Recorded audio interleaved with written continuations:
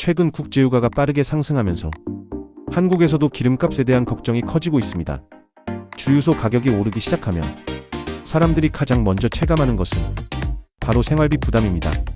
특히 자동차를 매일 이용하는 사람들은 기름값 변화를 가장 먼저 느끼게 됩니다.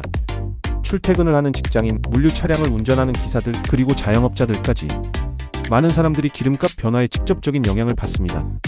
그래서 지금 한국 정부도 유가 상승을 막기 위한 여러 가지 대책을 검토하고 있습니다. 그중 가장 대표적인 방법이 바로 유류세 조정입니다. 유류세는 기름 가격에 포함된 세금입니다. 휘발유 가격을 보면 단순히 원유 가격만 있는 것이 아니라 여러 세금이 포함되어 있습니다. 대표적으로 교통세, 교육세, 부가가치세 등이 붙습니다. 그래서 정부가 이 세금을 낮추면 주유소에서 소비자가 체감하는 가격도 일정 부분 내려가게 됩니다. 예를 들어 휘발유 가격이 리터당 2,000원이라고 할 때 유류세를 일정 수준 인하하면 소비자 가격이 100원에서 300원 정도 내려갈 수도 있습니다. 실제로 한국 정부는 과거에도 이 정책을 여러 번 시행한 경험이 있습니다. 특히 국제유가가 크게 상승했던 시기에 2022년 글로벌 에너지 위기 당시 유류세 인하 정책이 시행되면서 기름값 상승 속도를 일정 부분 늦춘 적이 있습니다. 하지만 이 정책에도 분명한 한계가 있습니다. 왜냐하면 국제유가 자체가 계속 올라가면 세금을 낮춰도 가격 상승을 완전히 막기는 어렵기 때문입니다. 쉽게 말해 유류세 인하는 속도를 늦추는 장치일 뿐 유가 상승 자체를 막는 방법은 아닙니다. 그래서 정부는 단순히 유류세 인하만 검토하는 것이 아니라 다른 정책도 함께 고민하고 있습니다. 그 중 하나가 바로 유가 안정 대책입니다. 정부가 일정한 재원을 활용해 가격 급등을 완화하는 방식입니다. 예를 들어 에너지 관련 기금을 활용하거나 일부 비용을 정부가 흡수하는 방식이 있습니다. 하지만 이런 정책 역시 또 다른 문제를 만들 수 있습니다. 바로 재정 부담입니다.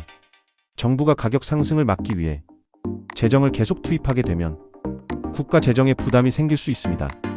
그래서 정부는 여러 정책을 동시에 검토하고 있습니다.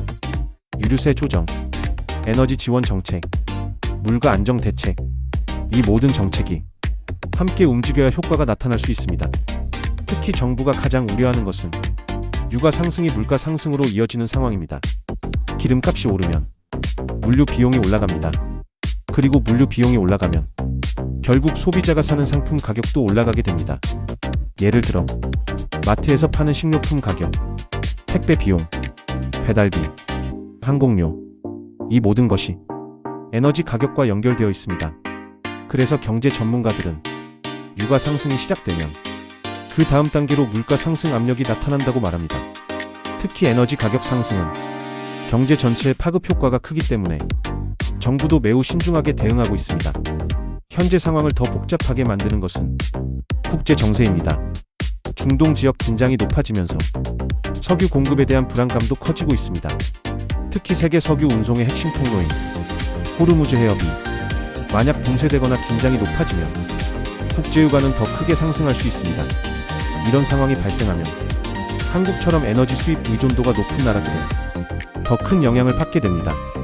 그래서 정부는 단기적인 정책뿐 아니라 장기적인 전략도 함께 고민하고 있습니다. 대표적인 것이 에너지 수입 구조 다변화입니다.